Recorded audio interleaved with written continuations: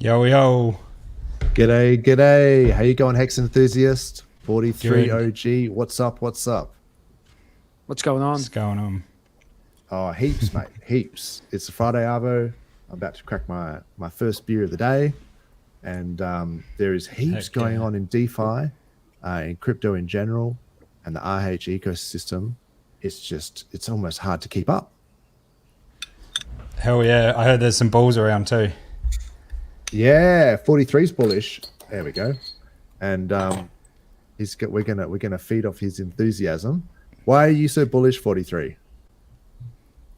I've just been listening to that presidential candidate, Vivek Ramaswamy guy or whatever.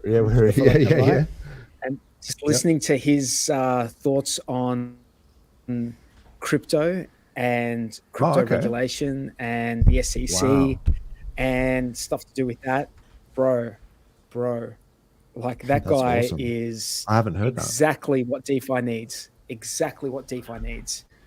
I heard he was talking about code is law, like, you know. Yeah. I heard some of these things and I was like, ooh. I mean, some of this stuff, it's like I'm super keen on, but I also wonder how practical it could be, because the whole Thanos thing where it's like just half of the government gets sacked if their social security number ends in an odd number. I was like, yes, do that. And then I was like, is that actually gonna work? Can you do that? Because I'm all for it. Like, cut it in thirds. Like, why stop at half? Let's go 2/3. Cut it so there's only a third left. I mean, Elon did that, right, with Twitter, and that still works. Yep. I haven't seen enough of this, so you're gonna have to cut some clips up for the Hex Late Show to show us all about that. So yeah. Well, he did an interesting one. I think it was on Valuetainment. Was it? Was that the Vivek Ramaswamy interview that you saw, 43, or was it a different one? The one I saw was him before he released his crypto policy. He did and I'm not all the way through it, but he did a live stream with some people, and they were just talking about this sort of stuff, and he was sort of relating it to I think he's been in the biomed industry. I don't know. I actually haven't seen a lot of his stuff, so I'm a bit of a noob when it comes to that. Yeah, so he was just relating the two, just saying, there's just over regulation, and you've got these agencies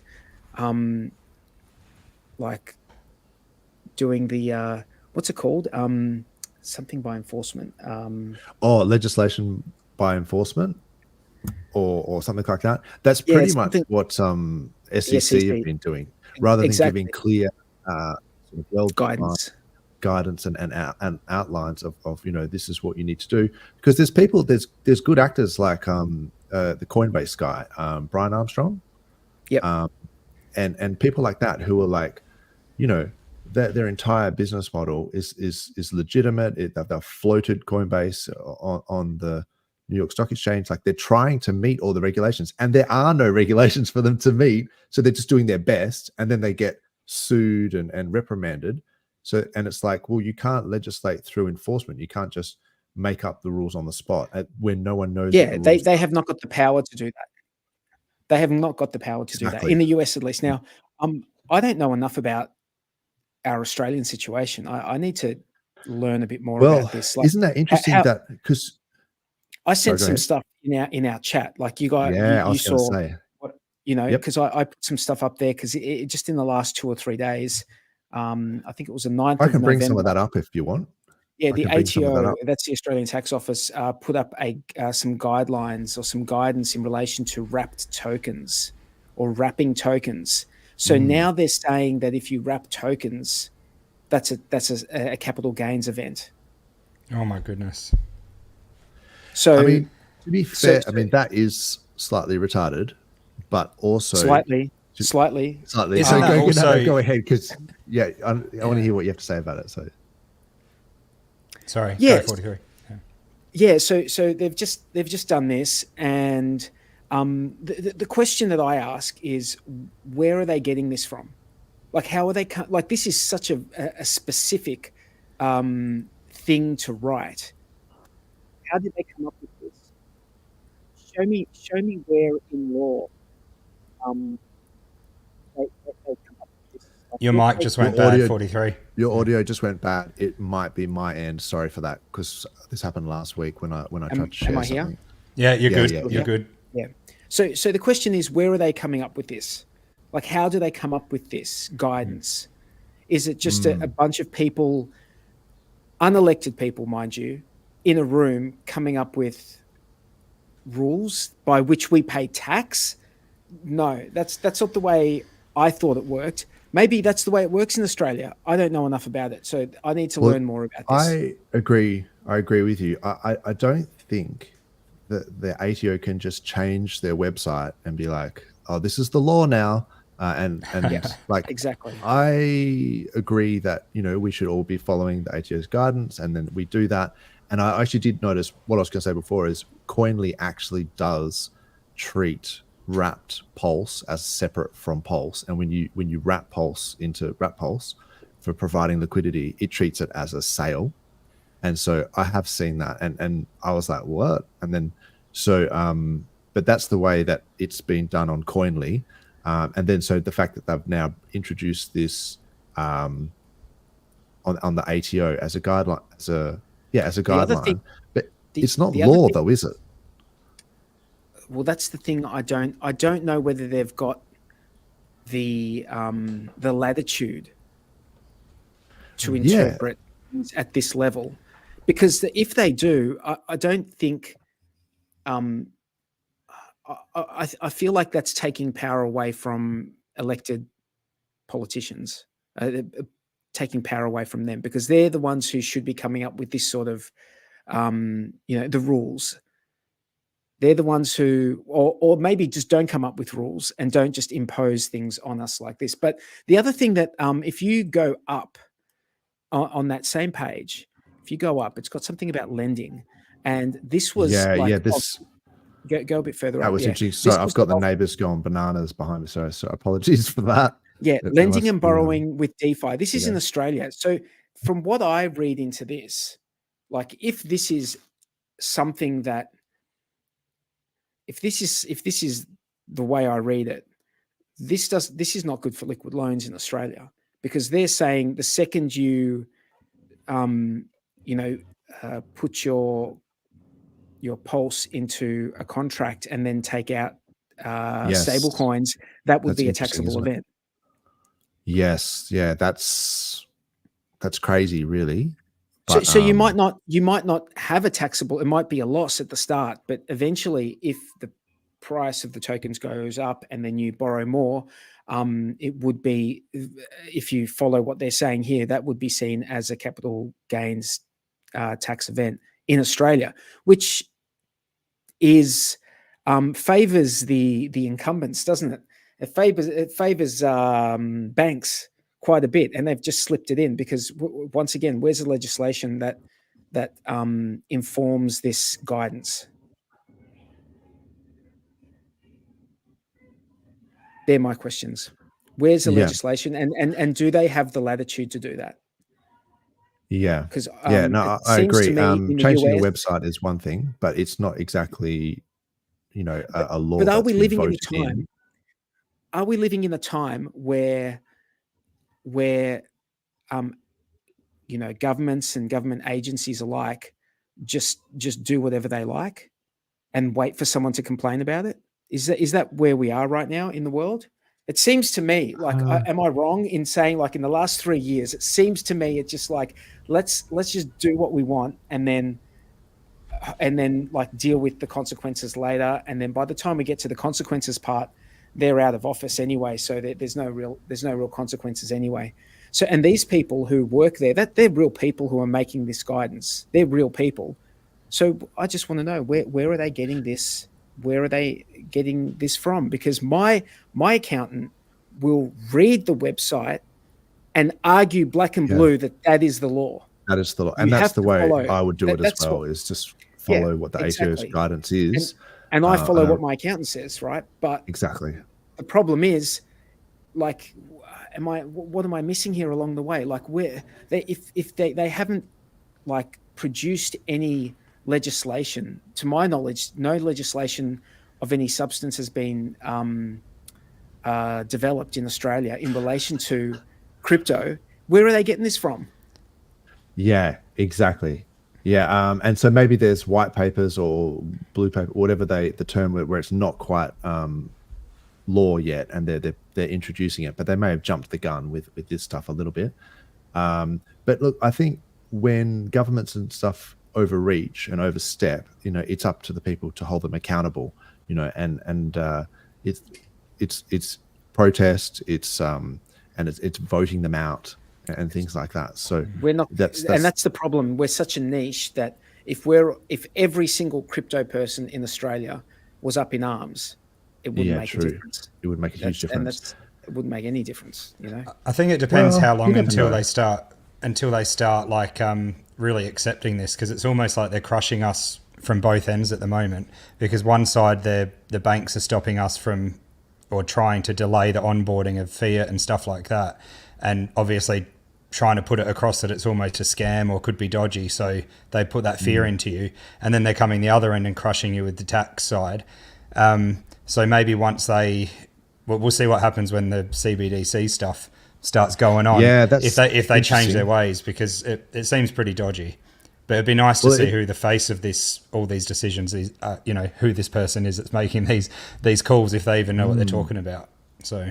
Yeah, that's interesting. I get the impression that the SEC in the US and maybe some of these other regulatory bodies have been trying to slow the progress of crypto adoption, almost as if they're waiting for BlackRock and these guys to fill their bags and to just the bug eaters, so to speak, as Somi likes to call them. And then shout out to Somi.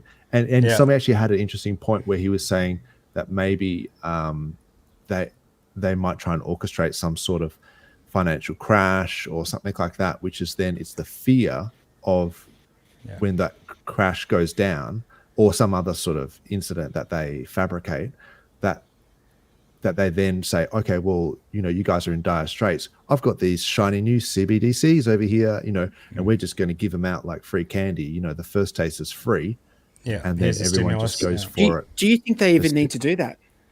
Can't they just because this is so maybe not. But... I listened to the assistant director of the Reserve Bank. He made a speech maybe 3 or 4 weeks ago, talking on crypto, speaking on crypto, speaking on CBDCs, and talking about this sort of stuff briefly. He was only speaking for about half an hour. So it's not 100% that they're going to go with the CBDC. They've got some other options, I guess, but the thing is that there's going to be a wholesale CBDC, right? And there'll be a retail CBDC. The wholesale one will be for institutions, so that will be to the banks, and then the retail one, the banks will, that will be for us and business. Interesting. Okay. So right. Now, whether they do it that way or not, ultimately, but they've all got admin keys. Is that the catch? Is that they've all got?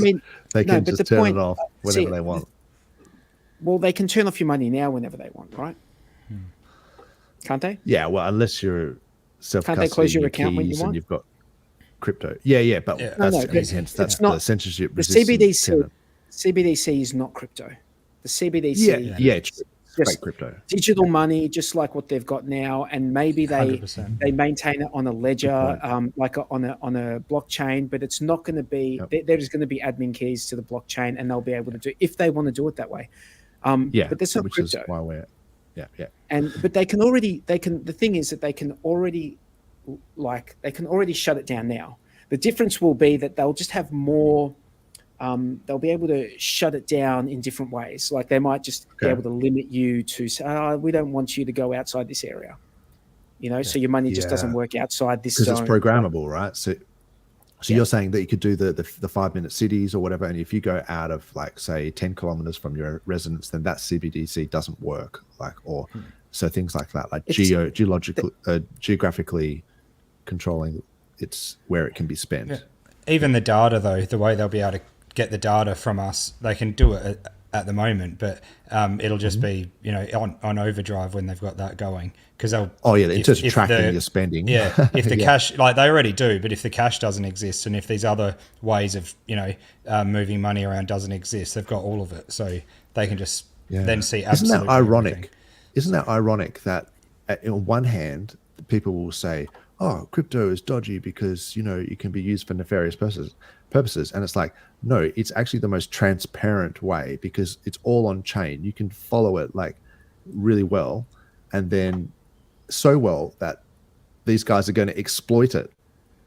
The fact that you can track it so well on chain, that's why they want the CBDCs, because you can its ability to be tracked on chain, and yet that in the same sentence they're sort of saying that it's some sort of you know, intangible thing that no one can keep track on. It's like they're having two diametrically opposed, you know, opinions at the same time, and they're both like anti-crypto. And it's like, you can't have both. It's either people are using it because it's not transparent, they don't like or crypto. it is. I know, but it's just the arguments are conflicting. They don't want it. They themselves. don't like it. No, it's look, because cash is more obfuscatable than crypto anyway, right? They don't like it either. You make transact. That's exactly why they don't like it. That's my point. Is that's why they're getting rid of cash, because you can't track that shit. And we are getting rid of cash. We are getting rid of cash. Australia, we've gotten rid of cash. No, it's nearly gone, mate. Us, you, me, us three, and we're zombies that walk around tapping cards everywhere. Exactly. Yeah. It's like the only, you know how you make cash not go away? It's really, really, really, really simple. Everyone in Australia has to use cash every day. Like keep $100, keep $200, keep $300 in your pocket, and use cash on a regular basis every day. Like whenever you go pay in cash. Like don't always tap the card. If you give cash a use case in Australia, how do they get rid of it? Well, some people were up in arms, like that Optus outage the other day, and people couldn't get money out and do transactions and things. So that was pretty crazy. That happened in Australia. It'll take a few of those things to happen for people to really make a move. But the other thing is the places that don't accept cash anymore, we have to be strong enough to, if there is like a movement, you have to walk out. You have to walk out. But it's, and you tell them why. Pretty nuts. Yeah. You tell them why. You say, hey, I would like to spend my money here. Vote but I with your can't, dollars. I can't support a business that doesn't support the freedom to transact in legal tender. 100%, man. That is the ultimate like power that you have is where you spend your money. Two things I was going to say really quickly. Oh, this is actually not what I was trying to bring up, but there's because we were talking about how the ATO have got those changes. There's also a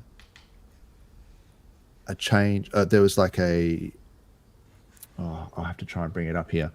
There was something that a proposal that RH was talking about that is affecting in Australia. Do you have the link for that, or can you send it in the private chat? Yeah. Do I have it on this computer? Hang on. Let me see if I can. While you're chatting, find it again. We got DJ Credides in the chat from the cruise that was DJing for us, and he's a legend. Claz is there. You might be having a sell out, Dozer. She wants a copper bathtub in this ballroom. Oh my god! And Dub's there. Right. Dub and who else? Ollie. Awesome. Our mate Ollie. Yeah, Finbear. So it's cool to see. Oh, that's awesome. I should have checked out the chat. Thanks for reminding me, man. Dub Kuda. Yeah. He's a legend. Dub organised most of the event with Sammy. That was epic. Yeah. He's so let's can you bring up the comment that Dub Kuda's brought up? Unfortunately, because of the RMTP thing that I use, the keys that I use to stream, I can't pull up comments. But gotcha. Okay. I can probably fix that at some point, but not for today. But yeah, shout out to Dub and DJ Creditus. So I'll read it. He's saying, when lending, there is no CGT event if you maintain beneficial ownership of the crypto. On liquid loans, your pulse goes into your vault. You benefit if the vault is if the value of pulse increases. Can we go back to that ATO thing? Because this is Sure. this is recent stuff that they're putting up there. And I wouldn't be surprised. I mean, it throws a spanner in the works at the very least, because if you're getting guidance on the ATO website that tells you one thing, but you don't think that is consistent with the law in Australia, well, then you've got a bit of a conundrum, because on one hand, you've got like explicit words on the ATO website telling you one thing, and then your accountant is going to be reading that and thinking, this is the way it needs to be. But then if that's at odds with what you believe the law is, well, maybe that needs to be tested in a court of law. 100%. And I just managed to pull up that Australian government treasury thing. So it just took me a little bit of time to find that. Sorry. Regulating digital asset platforms. So there's 15 days left to have your say. It looks like you just have to email crypto@treasury.gov.au. Check out the proposal.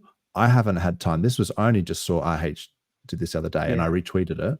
Dude, it's like 60 pages. Like, you got to get onto it. That's how I found it. Yeah, I've got to get onto it. But you can create. We did this with the last proposal.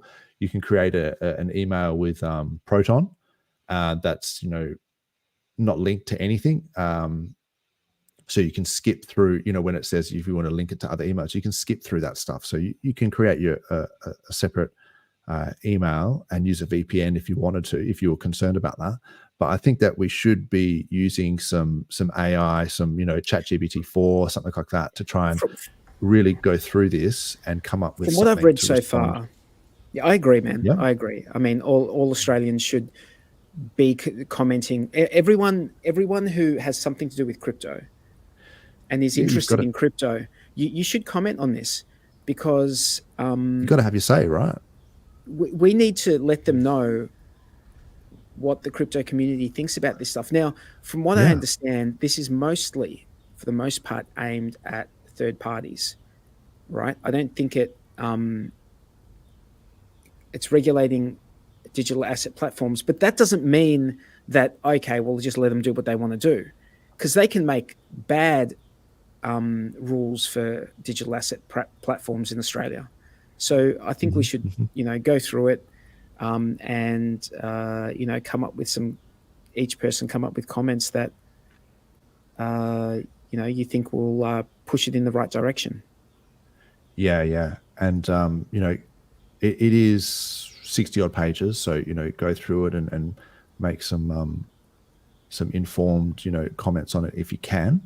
But, this is the thing, that this is the proposed framework that they're putting out, and this is our chance to have a say on it. So, you were saying before about, what do we do when governments try and introduce regulatory framework or things like that? This is what we do. Like, this is one of the very few things that we can do to have a voice, apart from just, putting a letter to your local minister or something. But I think this is much more effective. For sure. Hey, can you go back to that other page just quickly, the front page of that regulation one? Where are we? The ATO one? Yep. 2 secs. And what's going on in the chat? Is there, because I have you guys got to keep me up to date, because I'm clicking things left, right, and center. Anyone chatting? Does Claz want any more upgrades to the bathroom, or? Yeah, she wants diamonds. What else did she want? Diamonds. Diamond chandelier. A chateau in Florence. Oh, no worries. Well, so, easy done. Yeah. Easy done. She's got expensive tastes. Do they have chateaus in Florence? That one there. On a serious note. In Tuscany, just outside Florence. We'll get 2. exactly. I have to wait. Since we were bull market for that. Exactly. I'd like a chateau in Florence as well. Oh, Heck while yeah. we're giving out chateaus, we're just you get a chateau, you get Everyone a chateau. does. Actually, Yeah. I'd like a chateau in the French Alps. Yes, in the Alps, like Switzerland. Oh, Courchevel. the Alps up there, even Italian Alps, all that stuff is just The French Alps, magical. Courchevel, because you can ski down into Italy from there. Oh, that'd be amazing. So, what were you saying, Hex enthusiast, mate? Sorry to cut you off. On a serious note, yeah, down the bottom, I clicked that and I asked Alex for help, and I was asking some questions, and she just said, "Oh, just contact Gary the Guzzler, and he'll be able to fill you in." So, yeah, she just told you to jog on. Yeah, exactly. Yeah, no. Anyway, you need to buy some CBDCs. Sorry, trying to keep it light. Yeah, yeah, that's funny, man.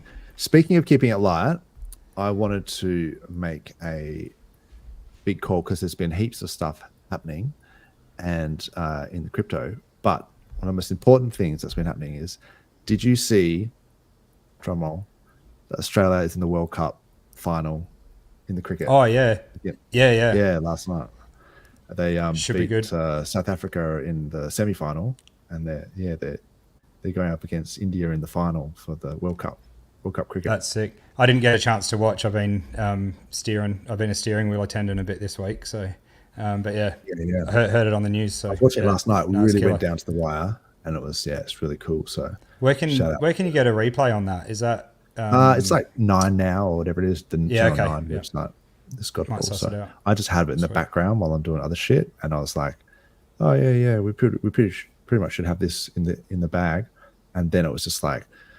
Kept losing wickets, and it was like the equation of kind of you need 45 runs off 90 balls, and you've got 4 wickets in hand, and then it started going down to like you need 25 runs off 35 balls, and you've only got 3 wickets in hand, and it's like goodness.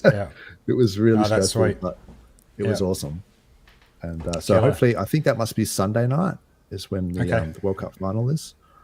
So, the Americans watch the show are just like, World Cup baseball? It's like, no, there is a World Cup in cricket as well. Yeah. There's a World Cup for lots of things, I guess. So, and it's just, the Aussies are, it is kind of funny how they throw that around. It's like the Mrs. Universe or, like Mr. Mr. Olympia or Miss Universe, they have these things. It's like, you don't know that you're the hottest chick in the universe. You've just claimed that hard. You can't even... we're just claiming, this is the World Cup, the World Series. It's like no one else plays baseball except for like maybe Japan. Like I don't know if you can claim World Series. Like American Series doesn't sound as good, maybe. But, pretty much. I reckon we should. RH system should smash the crypto World Cup. That's for sure. We'll get it this year or next year for sure. So.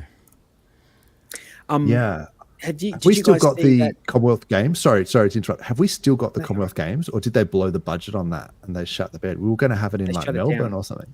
No. Yeah, and they were like, no. Oh, really? Yeah. They literally had the Commonwealth Games. Yeah. No, you don't know the guy who used to be state premier here. Used to be. Used to be. No, he stepped down. Right. Yeah. He didn't get kicked out. He stepped down. No, this guy fell down some stairs. This guy, man. Yeah. Pushed downstairs. I don't know. This guy, his move was to like get out of contracts and just pay the fine. That was his move. Yeah, that was what they said. They were like, no. It's like, what is it? It's the Olympics. Done that before. It's like, we got it. Oh yeah, no, we changed our mind. This was not the first time he did that. I'm talking billions of dollars. That's dirty pool, hey, to like go in on a bid for the Commonwealth Games, get it, and then just be like, no. Well, how much is the fine? No, I can't. It's like you've made a reservation at a restaurant or something, and they're like, that's crazy. We're going to charge you. The thing about it is he wanted to do it out in the middle of nowhere, right? He wanted to do it out somewhere else and then use it as a like, it's win-win. We get to develop that area and build lots of stuff in that area and makes sense. Do all this stuff. Yeah. Stimulate the economy. Good in theory, good on paper. But that was this guy's whole shtick. Was everything was good in theory and on paper. And then he did the numbers and went, "We're going to make approximately fuck all." Well, they all lose money, but I think that Victoria was in such bad shape after 8 years of him being in power that, dude, we're like the whole country's in debt, but Victoria has a massive debt. Our debt is like, it's horrendous. Next level. It's horrendous. Sorry to interrupt with that thing about the Commonwealth Games. What were you going to say before that, if you can remember? Because I kind of interrupted you. I don't you know. can't remember? You're talking to me or 43? No? Oh, I was talking to 43 because I fully. Oh, sorry, dude. I was reading the chat. About. Tell me, say it, man. I'm sorry. That's what cool. were you going to say? What were you going to say? It's probably gone now anyway, man. I was talking about the World Cup. It's all good. We need Tangent on here so then we can like blame Tangents on some other thing. But, hey, I got a question. Blame Tangent anyway. Yeah. When is he going to come on? Oh, he's always welcome. He's probably asleep, man. That guy does the reverse. I saw him hour. reposting not long ago. But yeah. Oh, really? Okay. Yeah, no, that's cool. Well, yeah, Tangent, if you're listening, get your ass in here, mate. We want to hear what you have to say. But he's been busy, man. He does streams with Crypto 7 and Late Show, of course. Smashing it. And he's a busy guy, like does lots of streams. So shout out to him for putting in the effort and with the Tang Gang and all that stuff. Oh, speaking of Tang Gang, did you see all the NFT mints? There's all that Staker Chad stuff.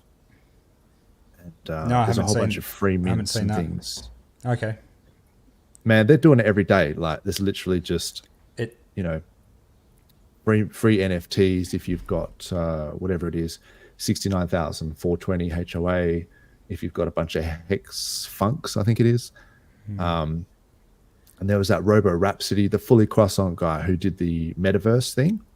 He had this whole bunch of these Robo Rhapsody robot things, and man, those guys are busy. They're like cooking like 24/7. Yeah, it's hard to keep up, like unless you're sitting at your computer all the time.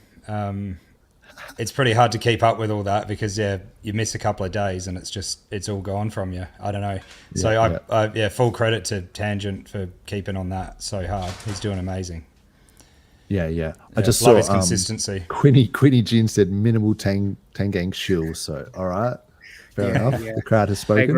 I agree. Where's the oranges at? Yeah. No one's got anything against the Tang Gang. No one's got anything, but I love it. I don't mind minimizing the shill. That's cool, man. There's so much to talk about.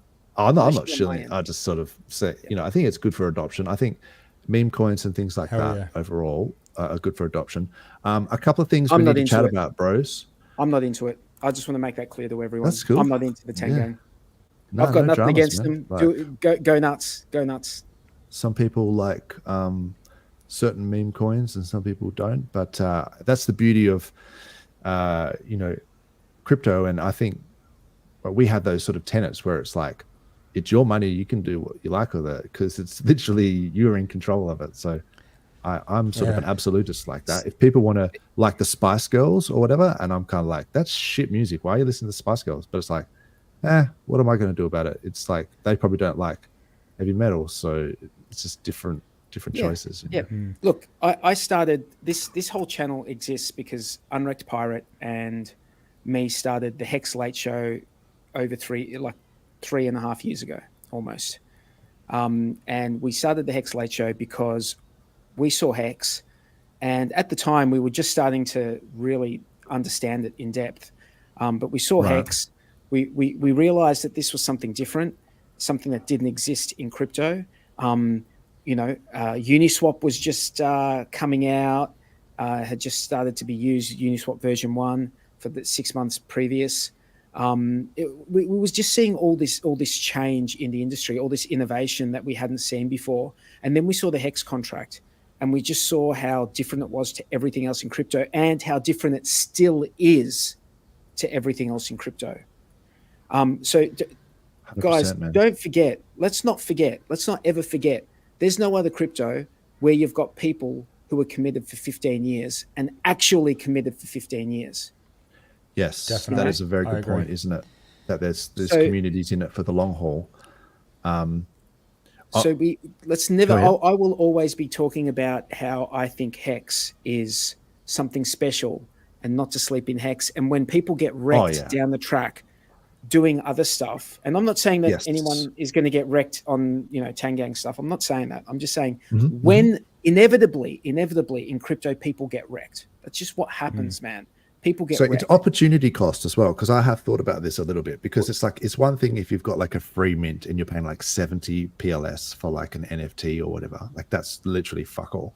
But some of these things are like, you know, 250,000 polls, 369,000 polls, 15 million polls, and it's like, no, like that is precious pulse. I'm keeping that shit because it's the opportunity cost. If it does the 50x, you're just paying now is the 10 time to grand be for accumulating pulse, man. PulseX, Hex, like it's the time to be accumulating this stuff. And if you want to like have a little bit of extra stuff, but all the other stuff, but be careful, of the opportunity cost. Like that's like I guarantee you, people who are going to get wrecked in the next 2 or 3 or 4 years, who got into Hex in the last 3 or 4 years, right, and made long stakes, I guarantee you those wrecked plebs, the ones who actually end up being wrecked plebs, they're going to get saved by their own stakes in like 4, 5, 6, 7, 8 years time. Those stakes are going to save their asses from their own stupidity.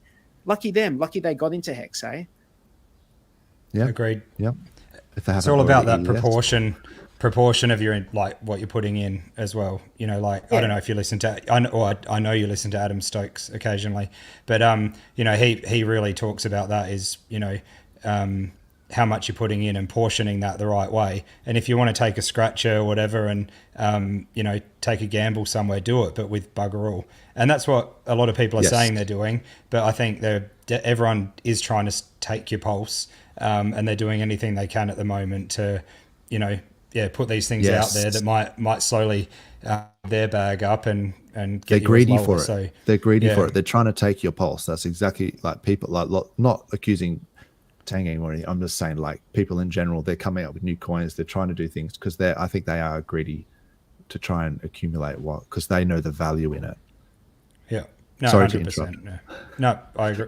That's exactly right. One point I was going to say, which is, I've been thinking about this a lot lately, right?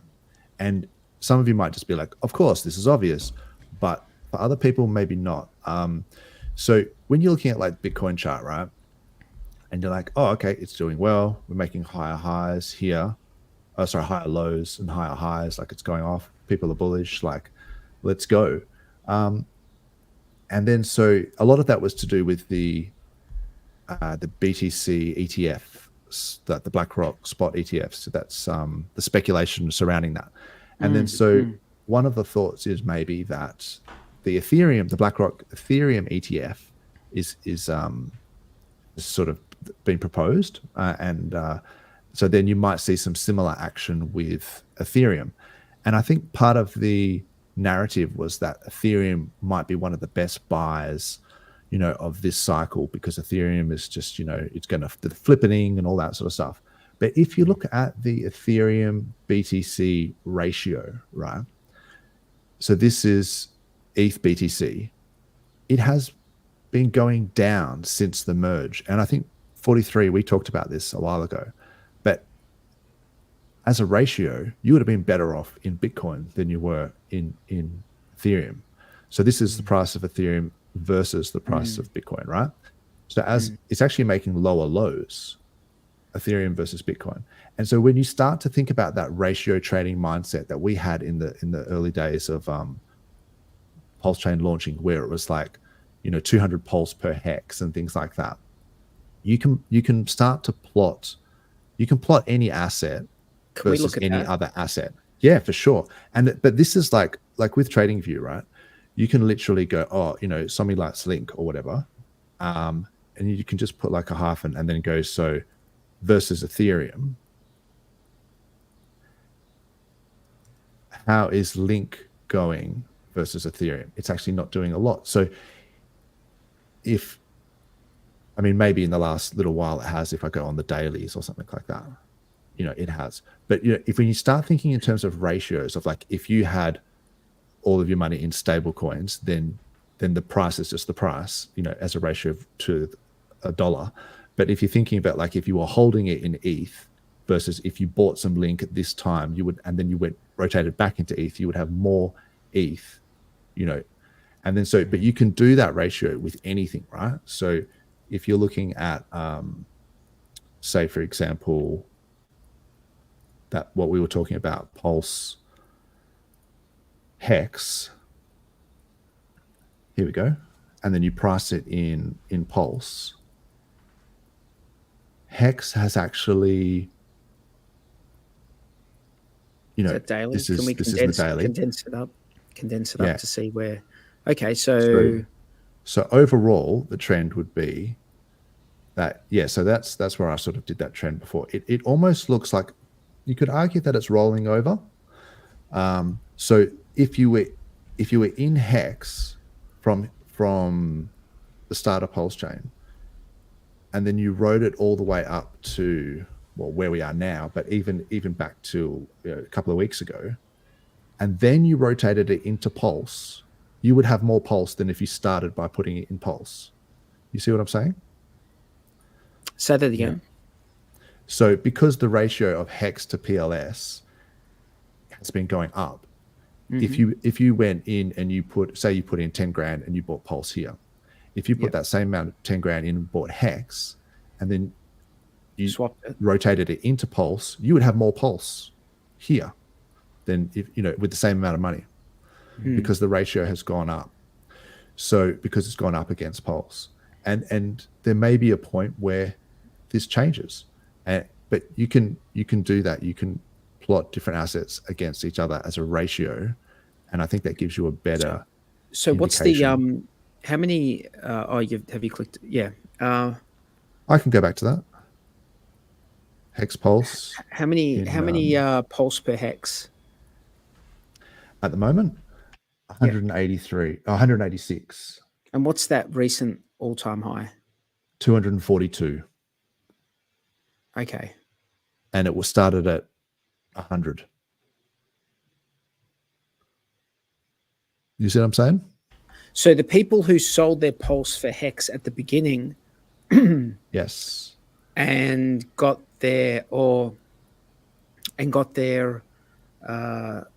sacrifice Hex back, that was actually a good move, yeah. Hell yeah.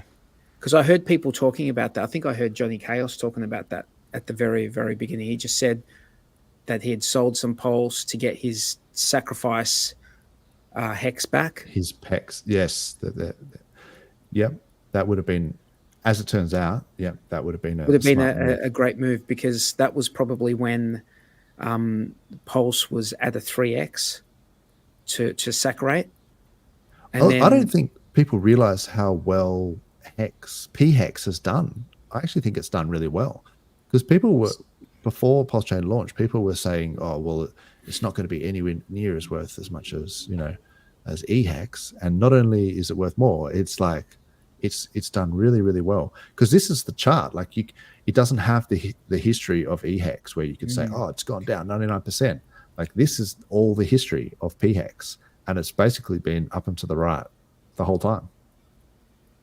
I think we're all here for Hex, right? That's versus Pulse. Yeah. That's versus Pulse. So I should qualify that. So in terms of like getting more Pulse. Zoom out. Can you zoom out on that? In USD? In USD? Yeah. Yeah. But I guess I'm just talking about it in terms of a ratio. I should clarify that. I said that at the start, but like, so I'm talking about whether you have your money in Hex or have it in Pulse. Even if your interest is trying to accumulate more Pulse, you probably should have had it in Hex. Can you zoom out on that chart a bit? Just this is the whole thing. Hex in USD. Okay. So yeah, that's the all-time high. Like it's going to be interesting when we get an all-time high on this chart. It's like 3 cents, right? Like it went to 3 cents right at the start. There was a wick there that went up quite high. But 3 cents, and what it's at, 1.2 cents? Like a 3x is nothing. Like, I think with that wick, it's like in the even in US, cents. I think it's like 4 cents with that wick. Are we counting? Oh wicks? yeah, the wick. No, I wasn't counting wicks. Sorry, not counting the wick. No. because you can't catch a wick. Like if it's low liquidity asset, someone dumps or buys as a fat finger buy, then the bots will bring that back down pretty quick. But even in USD, I still think this is a good looking chart. And if you take it from say October, since the booze cruise, shout out to the Aussies at the meetup. We did it. Look out. We literally turned it around. We did it, everybody. Our partying was what turned it around. 16th of October. Wouldn't you love to going up? Wouldn't you love to see an all-time high in Pulse Hex before the end of the year? I'd love to see if this flies though, it is, if Pulse flies, Hex is just going to go bunter, I think. Like honestly, with that much liquidity there, the bonding and across the bonding, and then across with eHex as well, people FOMOing into that, I think. Even PLSX looks like it's bottomed. I mean, that was in PLS. I'm pretty sure we have all round bottomed, unless something bad happens with the case coming up. So this is PLSX in dollars, and it looks like it's bottomed. But even as a ratio against PLS, it also looks like it's bottomed. So in terms of if the uptrend is here, so people are thinking, oh, maybe PLSX doesn't have all of the narratives or whatever that PLS has, in terms of being a gas, on chain, like a necessity for transacting on PulseChain. But as the volume goes up towards the bull market, and all of the bots kick in and people are minting NFTs and going crazy or whatever, all that volume is going to do a lot for the buy and burn on PLSX. So as a ratio, even buying PLSX might be a good way of accumulating more PLS, if you think of it that way, as a ratio. Yep. Anyway, cool, guys, I've got to head off. Enjoy. Oh, okay. Your worries, weekend. Bro. You too, man. Yeah, because now we've got a 3-hour gap between you guys. You in Perth. I'm not sure where you are, Hex enthusiast, but you in Perth, Dozer, and me in Victoria. I'm somewhere in between. So I got half an hour difference with you, 43. So yeah. Right. Yeah. I think I got it. Yeah.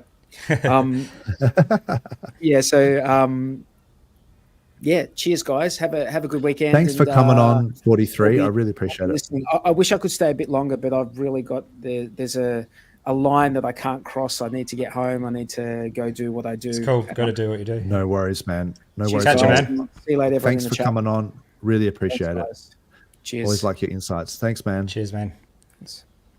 Hey, while we're on the topic of looking at those charts and talking about maybe what people might want to get into, what do you think at the moment is the easiest way to onboard new fiat? I was talking to someone about that today, and I just thought I'd bring it up as well.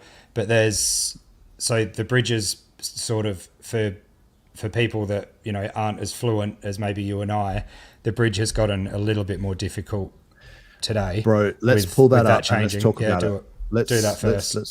Let's just first of all, let's just quickly have a look in the chat and make sure that we're not missing anything crucial. Maybe just have a quick look while I bring this up. Yeah, but I'm still doing that bit on my phone. I haven't logged in on. That's cool, man. It doesn't look like there's heaps of people. Darb's gone to the replay pub. Gang. Yeah, Darb's gone to the pub. He's gone to the pub. Damn, I wish I could join you, Darb. He's getting us steaks and beers. Oh, that sounds like the go. Except for the last time I went to the pub with Darb, we've been drinking all day. I'm gonna go. I'm gonna go full screen for this because this is funny. Hang on a sec. I got the wrong thing going on. Too many buttons, man. Too many tabs. So last time we've been drinking all day, right? Like on the booze cruise, smashing beers, having a good old time. Yeah. And I think you bought me a Jackson Coke. We switched to the spirits. Yep, that's it. You don't drink so much beer, right? Yeah, and exactly. then we go on the pub. We're having a few more beers and this and that. And then so Claz wants a espresso martini. I get the espresso martini. I did not hear the end of it, man. From Dav. What's this fancy drink? What are you doing? What are you drinking, buddy? It's an espresso martini. Like, I didn't want to get a coffee. I still wanted the booze. Needed to perk you up. It goes with the copper bath, man. The espresso martini. Yeah, I don't feel like I should have been, chastised or ostracized for my espresso martini. Yeah. It's not like I hadn't already had like a dozen beers or whatever, but he was just like, no deal. That's judging you by your Get drinks. Out of here. Come on. Yeah. So I still remember that, Dav. That's gold. Yeah. All good. Let me pull up that thing that we were just talking about with the bridge, which is far more important than me talking about my my espresso martinis. Yeah, no, that'll be cool. Okay, so we were talking about this. Oh, sorry, we didn't even talk about that. Man, there's been so many things going on. We're talking about the tax thing, the changes, the ATO website, check that out. The regulations, the proposals, we should comment on that. Go and do it if you can. One thing I was going to say is, okay, so if you go to pulsechain.com and you go to the bridge, there has been some changes, not unlike if you go to go.hex.com. In fact, it's exactly the same. So whether, for whatever reason, the RH has decided that this is a more decentralized way of doing things. And I tend to agree, actually, because IPFS, if you look into how it works, it is a more decentralized network, and it's not, so it's more censorship resistant. Have another beer. It's more censorship resistant because you can't just shut down the server, right? You can't just, like an entity can't just come along and just go shut down that server because it's being hosted on a more decentralized network. So it's more censorship resistant, it's more decentralized, and from a user's point of view, before you went to gohex.com, and now you can still go to gohex.com, my malware thing, that's annoying. Lovely. Okay, bad example. You can just run the server. Okay, if you go to the GitLab, we're talking gitlab.com, pulsechain.com. Yeah. You can literally just download either the bridge server, the Uniswap front end server, or the Hex server. And it's literally as simple as just downloading an exe file and running it on your own computer, and it goes to the same thing. Yeah. There is another option, right? If you go to oh,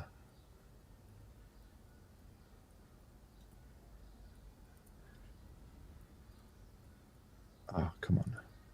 Oh, okay. My malware thing is just going crazy. So things like it's gohexapp.com. Okay. Yep. So gohexapp.com has got a, it might be because I'm streaming, I have to do some other thing to make that work, but gohexapp.com is basically a redirect for gohex.com. So all it is like, if you click on one of these links, it's a slightly different server. It's this IPFS server, and someone has just got that hash and done a redirect. Like they've got their own domain name, and then it redirects to that hash. So that's all that is. And so the same thing with the bridge. Instead of just going to the bridge site, like you can still go pulsechain.com, hit the bridge, and then you can just click on this link. But okay, cool. For some reason, my malware didn't have a problem with that. So it's like one extra click like that. Okay, yeah. Oh yeah. It's the same. Sweet. It's the same user interface. It's like one extra click, depending on how. Yeah, that's cool. It's I thought hosted. that was, I hadn't looked into it properly yet on a computer, so I thought it was it had to be a downloadable version. No, it's the same with GoHex. It's literally like. So, I mean, that's how I do it anyway. I go pulsechain.com, I go to just click bridge. See, that way you know, 100%. like it's actually just bridge.pulsechain.com. So it's not that much harder to remember. But and then you just literally click on that link. Whatever you do, don't Google just, PulseChain Bridge because you'll get the scam one. Yeah, exactly. And that's what I was trying to. That's what I was trying to avoid by always going through pulsechain.com. Yeah, agree. That way you know you're clicking the proper links. But yeah, from a user's point of view, it's literally just like one extra button, or you can host it on your own, like the bridge server. Yeah. GitLab.com, PulseChain.com. And so that is not terribly difficult either. You just click the executable and run it there. So this actually makes it more decentralized, more censorship resistant. And it kind of, I think it is more in line with the tenets of true DeFi. So at the expense of making it slightly more difficult for the user, right? Yeah. And that was the whole gold key KDP debate that they had last week. Shout out to those guys. That was actually a really good debate, I thought. Gold key brought up some good points. KDP slayed it as usual. And she's really smart. She came up with some really good points as well. But I think for me, it's that whole Polo Los Dos thing with the tacos. People may not know that reference, but why not both? Yeah. Like if you're going to have a cry and say, oh, I have to go to the bridge site, I have to click one extra button. It's so much harder for my fingers to I agree. That's a pretty shit argument. So, but if you do that, then there is literally a redirect. It's called, I think it's goplsbridge.com. Yeah. Yep, there it is. I'm not going to bring it up because it looks exactly like the it looks exactly like the normal bridge site you're used to, but it is goplsbridge.com. Yeah. So now we have both options, right? We literally have, instead of just a normal bridge site that you can go to, you've got the IPFS version, which is more decentralized, more censorship resistant, and you've got that. So you've got both options. Yeah. No, that's cool. So, and I mean, at some point they might just... Yeah, I agree with all the censorship resistance and making it, true, truly decentralized and stuff. That's what we want. But yeah, for some people say, what's the absolute easiest way? There's things like, is it Change Now or something like that? Change Now. Yep. Is that, so how much are we talking? A lot of slippage using something like that? Or I think there's a couple of redirect sites. There's like buypls.app. Yeah. Okay. Which basically uses Change Now. Yeah. And so that's just going straight from Ethereum and basically buying PLS that way, right? There are ways you can put in just AUD and get Ethereum, and then you can bridge it in, like using your credit card, like Visa or whatever. I think GoPulse. Oh, even with this one, I'll bring this up, man. So I'm not just looking at it. The only reason I'm asking this stuff is because there's going to be a lot of people, when at the moment that we talk to and we say we believe that things might start going well soon, they might want to get in, and I don't want them FOMOing and then clicking the wrong buttons. Whereas if there's something a little bit easier, for and then we can show them, or when you get time to go and see them personally, you might be able to help them out. But yeah, just the easiest onboarding way right now is, I guess, what I'm getting at. So I would probably, I was actually thinking about doing this, is creating some tutorial videos. Yeah. I actually did it for Lamont's thing. Yeah. So if anyone cares, I mean, it's probably no big deal, right? But Yeah. if you go to DeFi with Doza,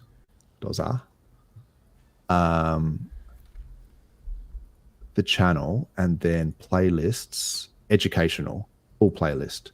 So I did this thing where I was like, this is for Lamont students, talking about wallet security, setting up, Sweet. your Trezor.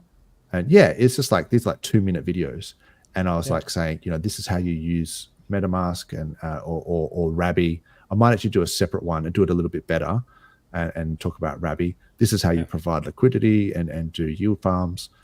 This is how you create HSIs like native or HSI, encapsulated stakes, how you mint your Hedron and all this sort of stuff. So just like 3-minute, 2-minute tutorial things.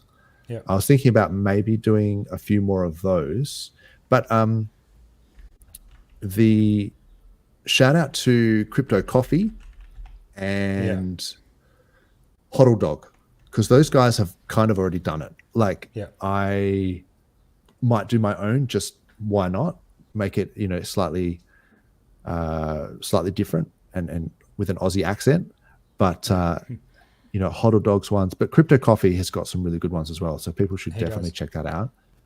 So what's this one? I can't buy see the PLS. It's called URL. buypls.app, and it's basically just a redirect, and it's got the Change Now widget in there. Yeah. Okay. So you can buy PLS. And so you with just USD. put an output address and put in your credit card, and it'll take some fees. Obviously, you're probably paying. I've done it with 3%. I've done it with Ethereum. Yep. It's been a while. I don't use this way personally because you probably pay like 3%, 4% or something like that. And maybe you have to still convert it to ETH and then bridge it in, or maybe you can go. This doesn't even seem to be working, to be honest. Maybe you better go to the Change Now website, or it could actually be my ad blocker or something that's stopping it. Yeah. So for people out there, that's if you're going the way of easier. Usually, there's more fees, or you're paying a higher price slightly for the PLS. It'll have a premium on it. Whereas if you're doing the bridge, you pay a bridge fee and the gas to get it over. But then you're getting the best rate, and you can use Proteus to do your swap, and you're getting the absolute best rate on the Pulse. Yeah. Yeah. And look, there's other ways. There's gopulse.com. You can do swaps and things like that. One of the so things, they're using Change Now as well. Yeah. That's cool. Have a look at Gold Key. Shout out to him. He has got, I think it's on his hub. He's always doing stuff like this, man. He's always trying to get adoption. But there's like a PulseChain hub, bento.me/PulseChain. It's got a whole bunch of links and stuff, and there'd be like guides and things like that. And then there'll be like you'll be able to find on here fiat on ramps. Here we go, changenow.app.link. And there's other ones, there's sexes and things like that, cross-chain swaps. I used one the other day called Pulse LN. Yeah. I've heard Tangent talking about that a fair bit lately. I used this the other day. You could only do $1,000. It was limited. Okay. It says here $1,000 max. But you can and there's USD. a little bit of trust involved, USD, yep. There's a little bit of trust involved, but what it does is you can bridge it. It's kind of like a bridge where you're bridging from BNB to Pulse or Optimism to Pulse. So if you're trying to get the absolute cheapest way, you could use a centralized exchange and buy Ethereum on Optimism and then send it to this, and then you get Pulse direct to that wallet. And I think it eliminates for some people having gas on the other side. It may be, so that's why I was thinking it's better to do this as a tutorial and just go, this is how you use Pulse LN, and people can figure it out. And if they don't want to, then they can go somewhere else. But the other way, and I don't know if we should spend too much time, like, no, that's cool. That's cool. Yeah. We can do this on a separate thing. But Crypto Coffee, for sure, I think he has it pinned. Yeah. This is the contract address for wrapped PLS on Ethereum. Yeah. So you can actually buy, you can buy PLS on Ethereum. You don't even need to bridge it in. It's just this wrapped PLS, right? Yeah. If you want to bridge it in and get PLS on the other side, and then you can, participate in the PulseChain, ecosphere and buy NFTs or do DeFi swaps, provide liquidity, yield farming, all this cool stuff. But if you just want Pulse, you can literally buy it on Ethereum. That is actually the easiest way. Yeah, thanks for the reminder. That's the easiest way really to hold Pulse. And that's a good way of the wrap version. And then when you bridge that in, it just automatically unwraps it, so you don't need gas on the other side. Yeah, sweet. Anyway, so we can cool. possibly do that and do some tutorials and things like that. But the bridge, I still think works fine. Like I say, pulsechain.com, click the bridge, click the IPFS link, and then you're there. So it's no real different. I'm still a fan. Yep. So having both options, I think, is a good thing. But we'll see, if it has some negative effects, or maybe if after the SEC case, maybe things will change again. But right now, it doesn't seem to be that much more difficult.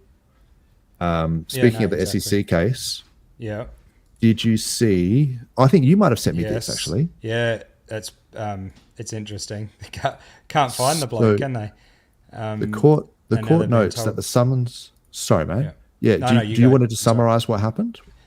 Oh, you've got it up there. That's cool. So basically, they're just asking the SEC to show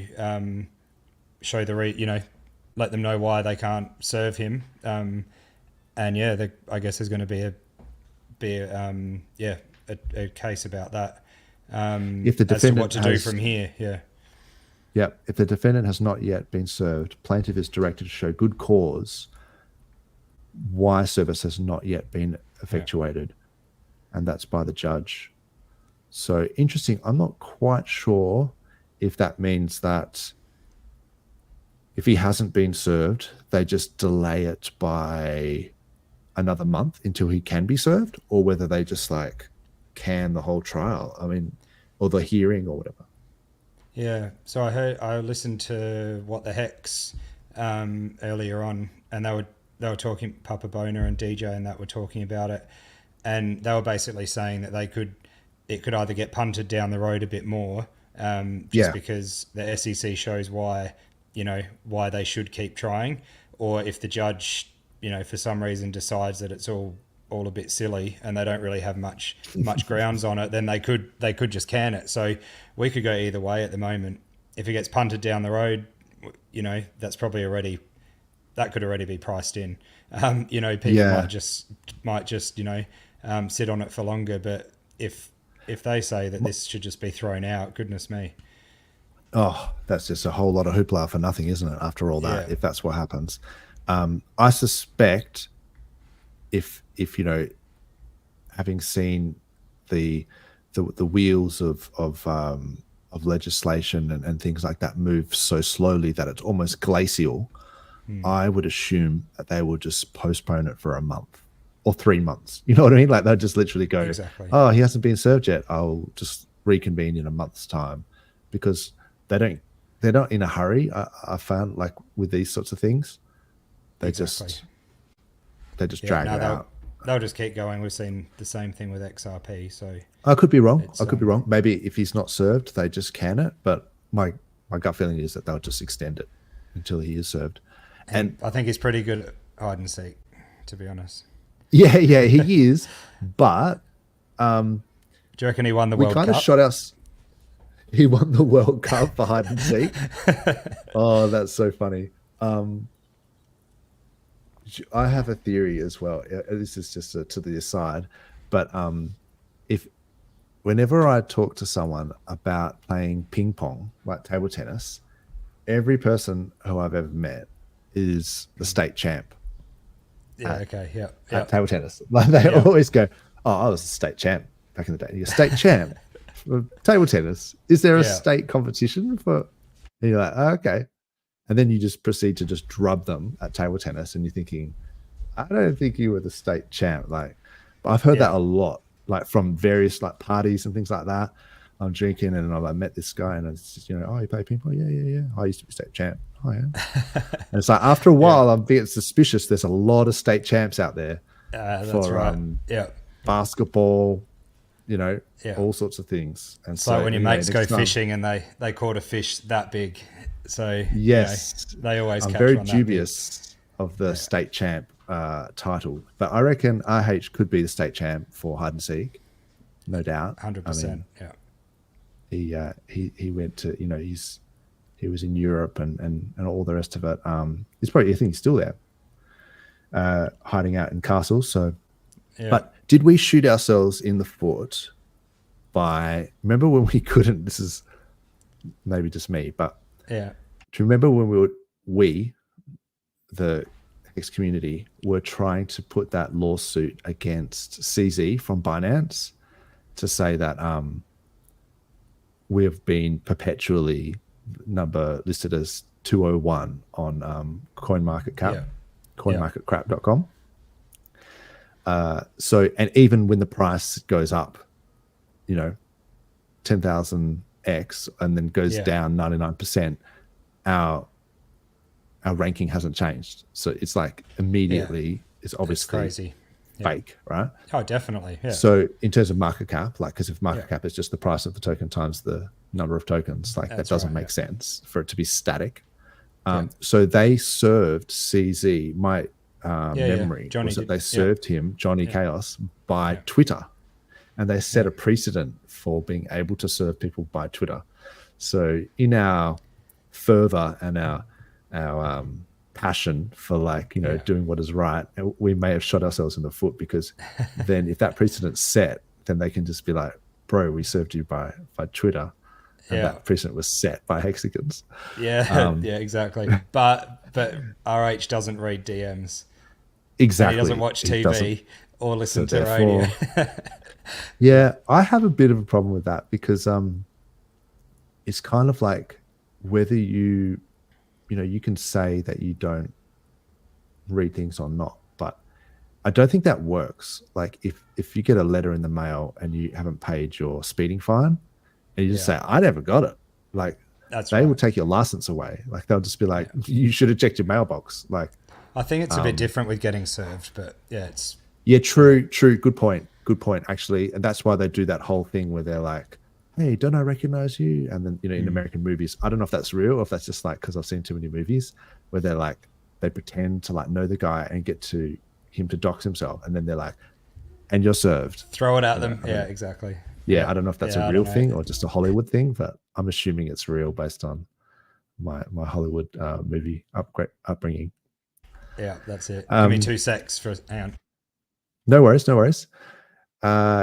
So that's interesting. One thing I was going to chat about was the PulseChain forum.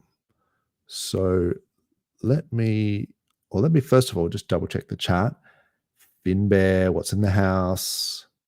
What's up? Is that a thing? What's in the house? I don't think it is. What's going on, Finbear? There is Ginny so Quinn. much more chat going on today. This is the biggest chat we've had, I reckon. Holy shit. Yeah, there is too. In the past few weeks. Ollie says Klaz deserves the best. She does deserve the best. That's very sweet of you to say, Ollie. Yeah, for sure. There's lots of cool stuff here. Spread the love. State of the Western governments is truly retarded. Yep. I don't think I would disagree with that. Crypto Callow says, did I hear the SEC can issue a summons via an NFT to a wallet? I was going to make that point. Thank you for reminding me. Wow. I heard that is possible if you tokenize that, that summons and airdrop it to like literally every wallet on PulseChain, then maybe that's a way to do it. But Costa records all butchers have award-winning sausages. That's true, isn't it? They're all And like best gold pies. medal. Yeah. Yes. And bakeries have the best pie in Australia or something. Yeah, like the Miami Bakehouse is known for the best pies. And you're like, who is there like a pie convention where like I'm a bit sus on that. They're all state champs of pie making. Okay, I was going to bring up this PulseChain forum because I think it's really cool. Shout out to Golkey again, I think, who started it. Golkey does a lot for the community, so yeah, I appreciate that. But have you seen this, the PulseChain.forum?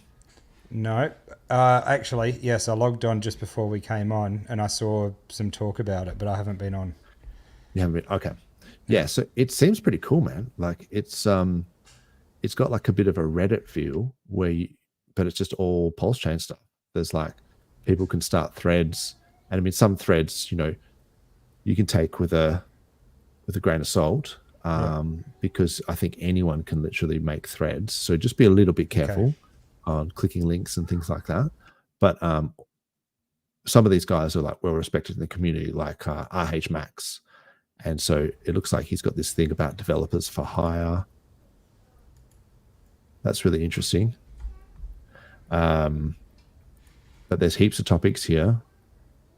New way to access the PulseChain bridge. New way to add PulseChain to MetaMask.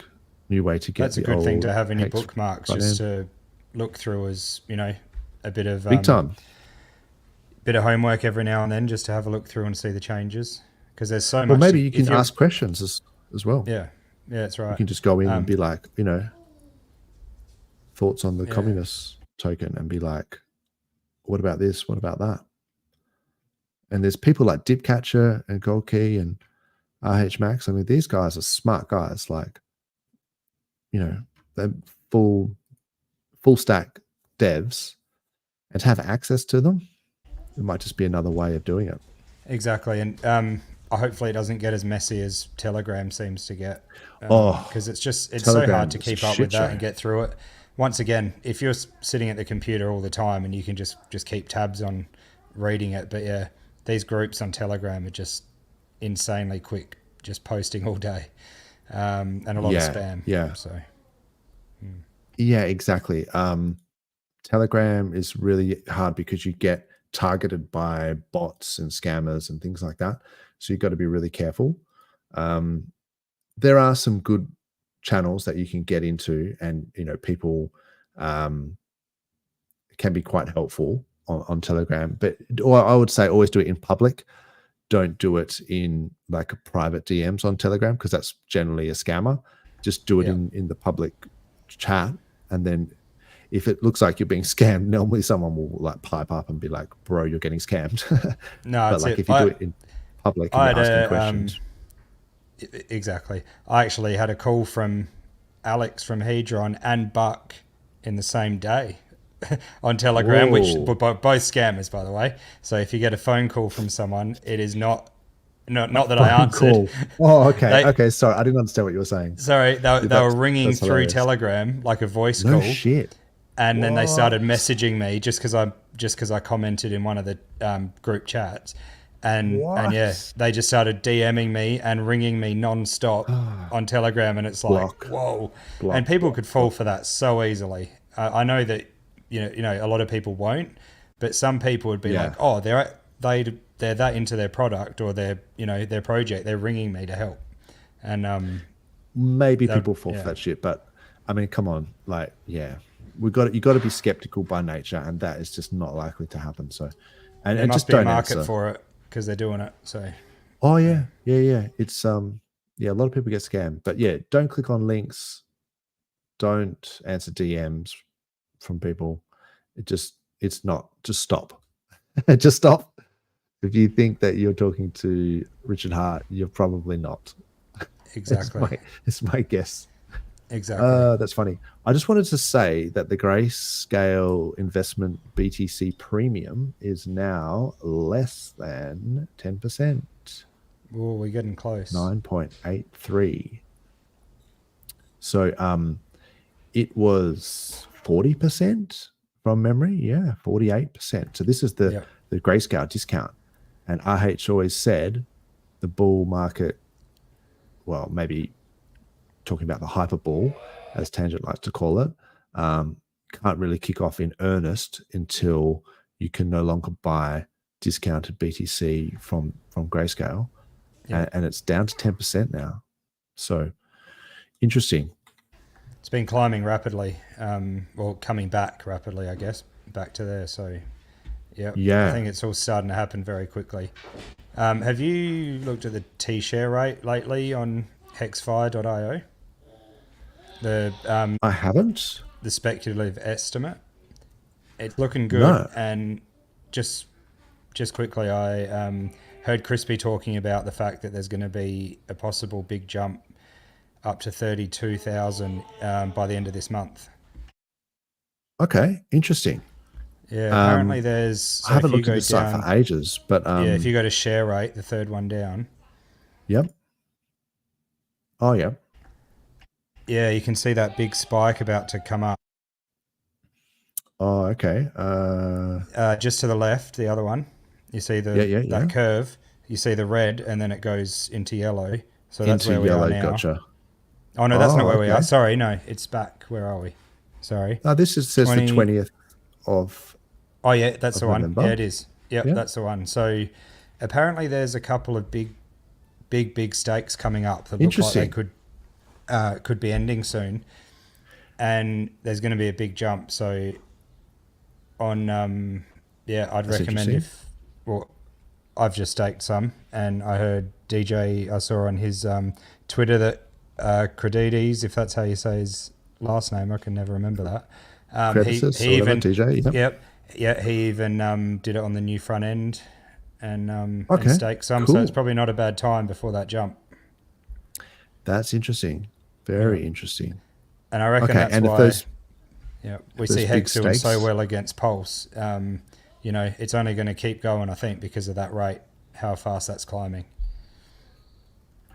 Yeah, man. I do like this site. I did get into it when it first came out, and I was like loving it, but it's been a while since I've checked it out. So that's interesting.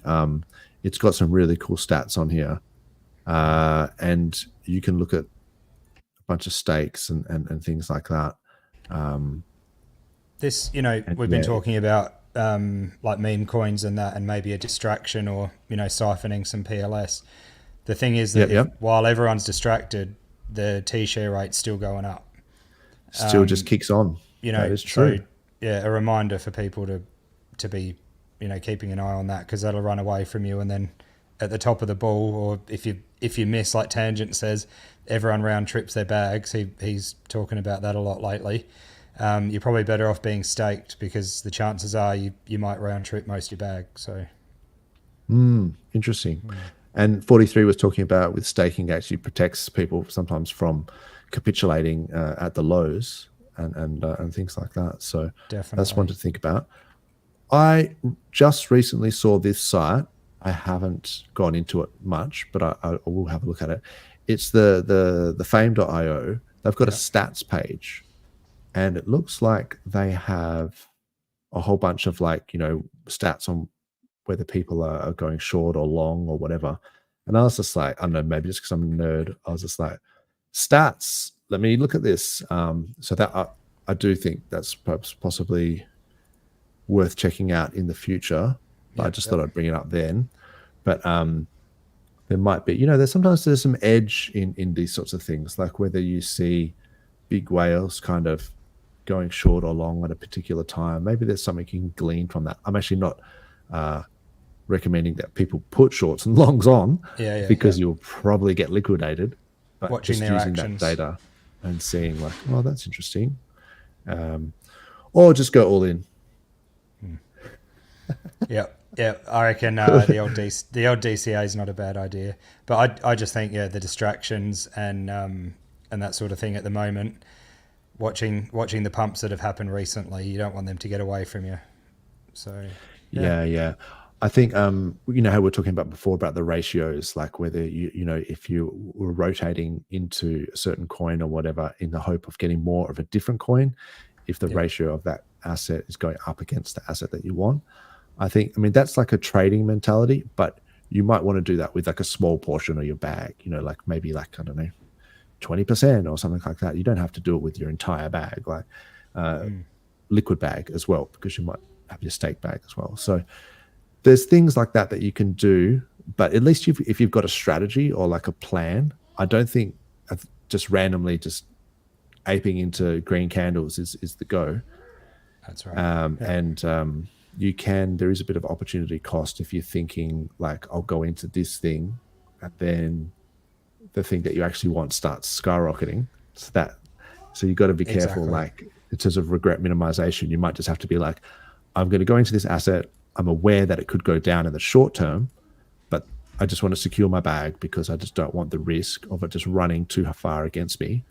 And then in the long term, I'm bullish. Like we're talking years, right? Like you could just be like, in 5 years' time, then I'm going to be, you know, looking at the price, but there's no point looking at it day to day. Exactly. Yep, yeah. I agree. No, that's it. Pretty cool, man. Pretty proud of my daughter actually. Because she is holding some DESI on a hardware wallet, and it has been for a little while. And yeah, she came up to me just the other day saying, you know, she wants to get some more because she's heard me talking about it and whatever, and wants to load up a bit more. And it's like, you know, 8 years to go, she could be at a pretty good position if she holds that out and it comes off. So it's really cool. That is really awesome, man. That is the metaphoric testicular fortitude thing that I think Tatcha again was saying that the other day, but it's like, yeah, you got to have some metaphorical big balls to be just like, look, the DESI discount is outrageous. It was like 40% or something, wasn't it? Yeah, and if it you're was bullish on Hex, pretty full on back then. 40% or so. Yeah, and it's like if you want to stake it for 10 years, it's like maybe just think about getting some DESI, or some PDESI or whatever. Yeah, that's interesting, isn't it? That's a good way to go. I'm just looking it up now. So DESI on PulseChain is 17. Where are we? The stake backing, is 38% discount, and on ETH it's 32. From Mint it's 9, so 9% discount on ETH and 17% discount still on PulseChain. So this portfolio. Look into maxi.com. Oh, okay. Yeah. There's look into Hedron, look into maxi.com. Yeah, that's right. I remember this site. I was talking about it and I was like, this site's awesome. And then I completely forgot about it. 33% discount, is it at the moment? Where are we? EDESI? Yep. Oh, yeah, it is. Yep. Exactly. So I actually like this portfolio.maximus.cash one as well. I think this is possibly only on the Ethereum side, but if you click on the icon like DESI, it tells you there as well. 33% discount. Oh, there we go. And then you can just go bang, you know, maxi 6% premium. Holy moly. Lucky 19% discount. So yeah, as they get shorter, so the lucky 7 years, 3% on Trio, and base is 6% premium. Outrageous. So why are the numbers different on those two sites? Because I even saw the Maximus guys posting about this one. They're both by the Maximus guys. I think they were about the same, weren't they? Because you said one of them was 7%. Was it Lucky? Lucky on PLS isn't 7. I reckon there's a glitch going on. Maybe. I've always used this portfolio.maximus.cash one, and it seemed pretty good. Yep. I haven't looked into Maxi for a while, but this 57. So you were saying eLucky, because on here it says it's 57% premium, right? Yeah, you said one of them was 7% on Lucky, I think. Well, Lucky, no, that's just. Oh man, this is saying 20% discount. Yeah. Conflicting. Yeah, There's very conflicting conflicting. stuff. I don't think it's discount. We could just look at. I mean, we don't. Oh, need hang on. to, Maybe I'm looking on the Pulse side, man, because P-Lucky on, if you go PLS, is negative 19%. Yeah. Okay. Maybe I'm looking. Maybe this is the Pulse side. Yeah. So that must be only Pulse side, not ETH. Because this is saying Lucky is negative Yeah. 19, and this is saying it's negative 20. So that doesn't have Ethereum's side on it, does it? But it says Etherscan there. Ooh, That's confusing. good question. Yeah, I thought this was only the ETH side, but maybe it's only the Pulse side. People can figure it out. You know, do your own research.